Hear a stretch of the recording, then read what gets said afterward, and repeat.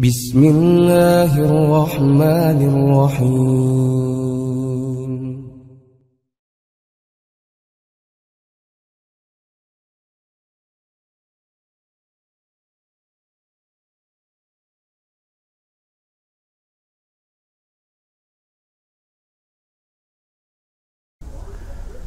Alhamdulillah nahmaduhu wa nasta'inuhu wa nastaghfiruh wa na'udzu billahi min shururi anfusina wa sayyiati a'malina may yahdihillahu fala mudhillalah wa man yudlil falan tajida lahu waliyyan mursyida. Asyhadu an la ilaha illallah wahdahu la syarikalah wa asyhadu anna Muhammadan abduhu wa rasuluh, amma ba'du. Pemirsa kajian online Persatuan Islam Bale Endah yang Allah muliakan, setelah beberapa lama tertunda kajian rutin yang biasa kita jalani, insyaallah mulai hari ini seperti biasanya akan kembali berjalan. Mudah-mudahan setelah ini untuk kedepannya kajian ini tetap kontinu seperti biasa. Sebagaimana yang sudah dijalani selama ini, kita membahas penjelasan tafsir ringkas terkait dengan firman-firman Allah dalam Al-Quran, yang mana pada bahasan yang lalu kita sampai kepada ayat ke-114 pada surat Al-Baqarah dan juga surat yang sama di ayat ke-115. Untuk mengingat kembali sebelum masuk ke ayat selanjutnya, maka kita ingat kembali di mana pada ayat sebelumnya Allah Subhanahu wa taala menjelaskan, A'udzubillahi minasyaitonirrajim, walillahil masyriq wal maghrib fa'aina ma tuwallu fasamma wajhullah innallaha wasi'un alimun. Timur dan barat itu kepunyaan Allah, maka ke arah mana saja kamu menghadap, maka di sana zat Allah. Sungguh Allah itu maha luas lagi maha tahu. Di ayat ini Allah menerangkan tentang kekuasaannya. Allah menerangkan tentang segala sesuatu, baik di barat, di timur, itu ada dalam penguasaannya. Sehingga tidak layak bagi manusia untuk melakukan satu hal yang isinya menentang Allah, isinya mendustakan tentang kekuasaan Allah Subhanahu wa ta'ala. Maka kemudian pada ayat yang ke-116 Allah Subhanahu wa taala berfirman, wa qalu ittakhadallahu waladan. Mereka berkata Allah mempunyai putra. Pernyataan ini oleh Allah Subhanahu wa taala diungkapkan setelah menerangkan kekuasaannya. Tentu saja keterkaitan kedua ayat ini sangat jelas, di mana Allah membatasi terlebih dahulu bahwa kekuasaan Allah itu tidak terbatas. Namun ternyata ada orang-orang yang menjadi hambanya, yang mendapatkan semua fasilitas darinya, ternyata masih melakukan perbuatan-perbuatan yang perbuatan itu ternyata melanggar, bertolak belakang dengan ketentuan Allah Subhanahu wa ta'ala. Bahkan isinya melecehkan, isinya merendahkan keberadaan Allah, yang mana kita fahami Allah itu la ilaha illallah, tidak ada Tuhan selain Allah. Allah itu esa, Allah itu maha kuasa, tidak memerlukan kepada hambanya, dan keberadaan Allah berbeda dengan makhluknya. Namun ternyata pada ayat ini dinyatakan oleh Allah, ada orang-orang yang mereka berani menyatakan bahwa Allah itu mempunyai anak. Siapa orang-orang yang dimaksud oleh Allah di dalam ayat ini? Yang dimaksud oleh Allah pada ayat ini adalah sebagaimana dijelaskan dalam berbagai keterangan, mereka itu adalah al-Yahudu, an-Nasara, orang-orang Yahudi, orang-orang Nasrani, dan orang-orang musyrik, al-musyrikun. Sehingga dikatakan bahwa ketiga kelompok ini alatil yahudu Uzair ibnullah. Orang Yahudi mengatakan Uzair itu adalah anak Allah. Wa qalatin nasara al-masih ibnul. Orang-orang Nasrani mengatakan bahwa Al-Masih itu adalah anak Allah, ibnullahi. Wa qala al-musyrikuna, di luar Yahudi, di luar Nasrani, yaitu orang-orang yang syirik atau yang disebut dengan kafir syirki, mereka mengatakan al-malaikatu banatullahi, malaikat itu adalah anak perempuan Allah. Tiga kelompok ini adalah tiga kelompok yang dari sisi muamalahnya mereka percaya akan adanya Allah, tapi mereka mempercayai kepada Allah itu dengan cara-cara yang salah, dengan cara-cara yang dilarang dan tidak dibenarkan oleh Allah. Sehingga mereka menyatakan, kata Yahudi, Uzair anak Allah, kata orang Nasrani, Al-Masih atau Isa itu adalah anak Allah, dan orang-orang kafir musyrik mengatakan bahwa para malaikat itu adalah anak perempuan Allah. Ini sesuatu yang keji yang dilakukan oleh mereka. Kenapa? Karena Allah itu tidak memerlukan sesiapapun. Allah itu tidak memerlukan anak, istri, atau yang lainnya. Yang semua itu tidak pantas untuk diungkapkan. Makanya ungkapan subhanahu yang dinyatakan di ayat yang ke-116 surat Al-Baqarah ini adalah merupakan ungkapan yang memberitahukan kepada kita bahwa ada orang-orang yang mereka berkata yang menjadikannya putra Allah. Dengan ungkapan subhanahu ini menunjukkan maksudnya adalah tanzihan lahu ta'ala ayyakuna lahu waladun, yaitu membersihkan Allah Ta'ala bahwa dia itu berputra. Artinya mengeluarkan, membersihkan, menghilangkan ungkapan pernyataan yang mereka katakan seperti itu, dan itu tidak benar.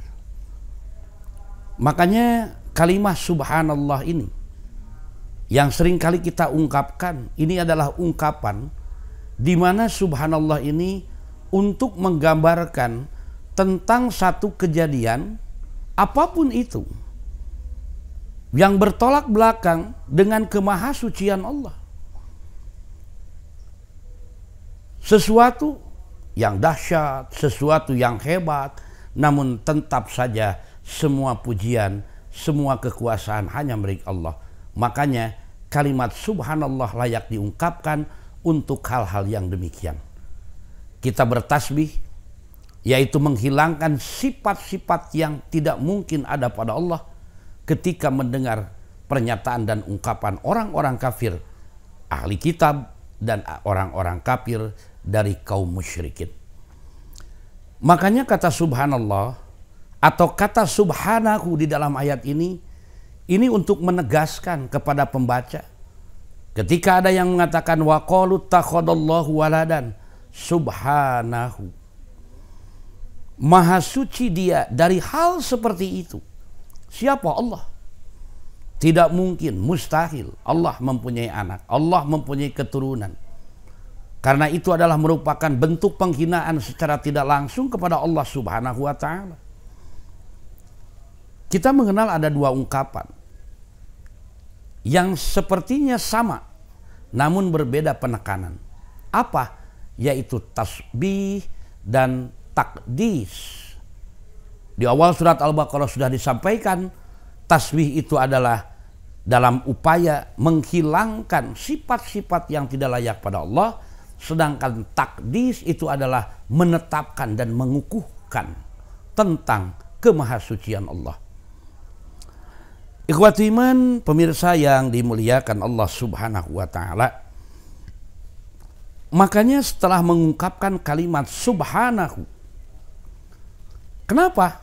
Sebab dinyatakan oleh Allah dalam Al-Quran di kelanjutan ayatnya, bal lahu ma fis samawati wal ard kullun lahu qanituna. Bukan hanya itu, bahkan semua yang ada di langit-langit dan di bumi adalah baginya, miliknya. Sesuatu yang datang darinya.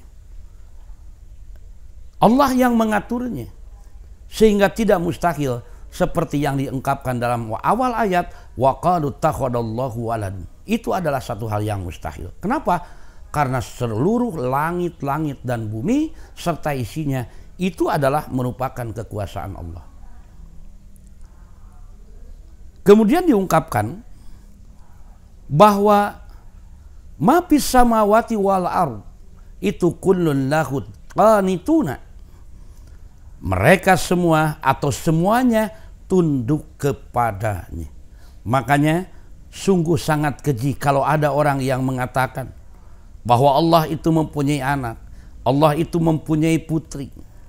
Makanya dalam salah satu hadis qudsi dinyatakan yang diriwayatkan oleh Imam Al-Bukhari, qala Allah Ta'ala, yang artinya Allah Subhanahu wa taala berfirman, kazzabani ibnu Adam, anak Adam telah mendustakan aku, padahal walam yakul lahu zalika, tidak layak baginya mendustakan aku, kata Allah Subhanahu wa taala. Wasyatamani walam yakul lahu zalika, dan dia telah mencaciku padahal tidak patut baginya mencaciku. Yang mana fa'ammat takdzibuhu iyya, adapun kedustaan yang dilakukannya terhadapku adalah apa? Fayaz'umu anni la aqdiru an u'idahu, yaitu mereka mengatakan bahwa aku tidak dapat menghidupkannya kembali seperti semula. Artinya setelah orang mati, makhluk mati, tidak ada yang bisa dibangkitkan oleh Allah. Padahal contoh-contoh yang sesudahnya itu sudah ada.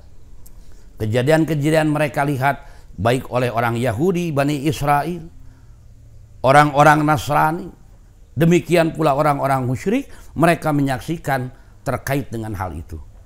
Bagaimana Allah menciptakan Isa bin Maryam, seorang manusia, padahal ibunya tidak pernah disentuh oleh seorang laki-laki pun. Bagaimana Allah menciptakan putra dari Ibrahim alaihissalam, padahal dalam kondisi yang sudah tua, yang menurut akal dan keilmuan tidak mungkin untuk mewujudkan hal itu. Demikian pula dengan kejadian-kejadian yang dialami oleh Nabi Isa alaihissalam. Beliau mampu untuk menghidupkan orang yang sudah mengalami mati. Beliau mampu untuk menyembuhkan penyakit yang tidak mungkin disembuhkan. Yang semua itu adalah merupakan bagian dari kekuasaan Allah Subhanahu wa ta'ala.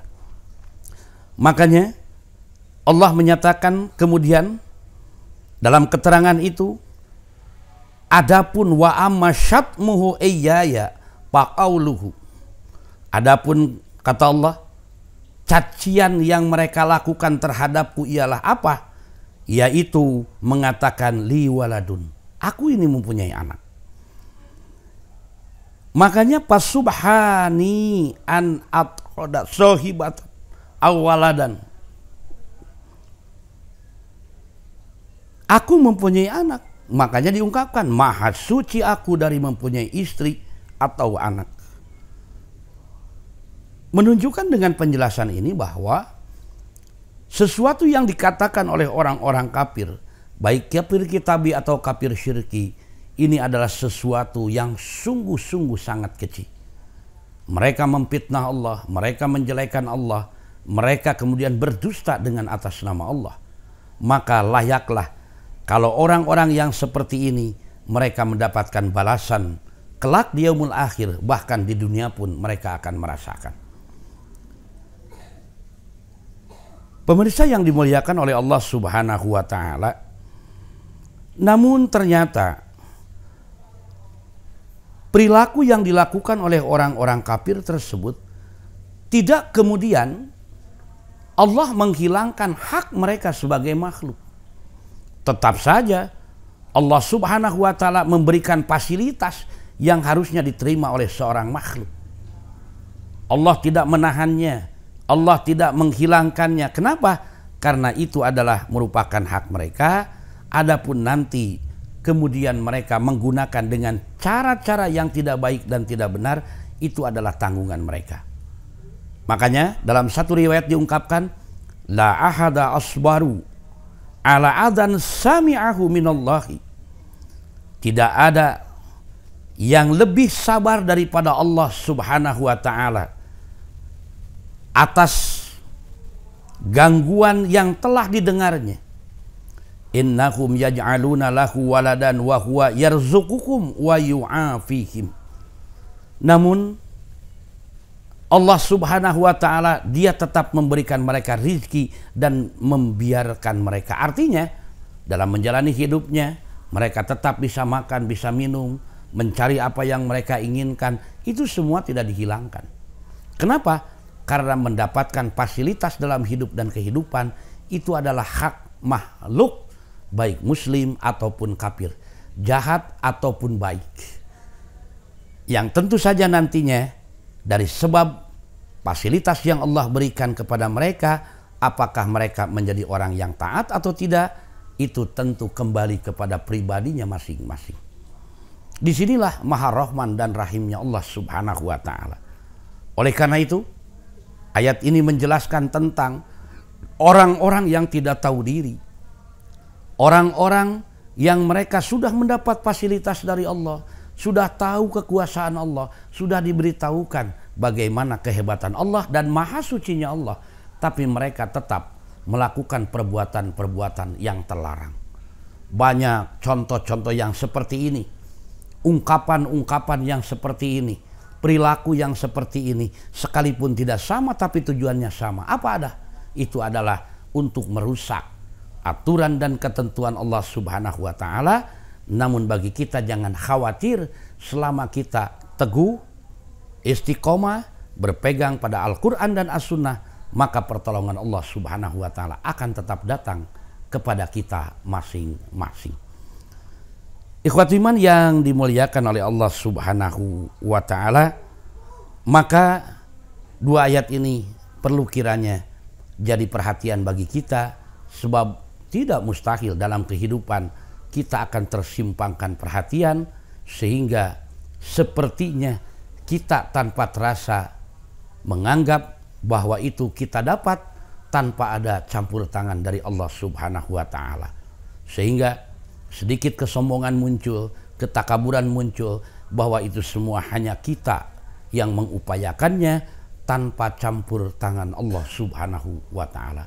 Mudah-mudahan saja sedikit yang disampaikan ini jadi bahan renungan bagi kita masing-masing.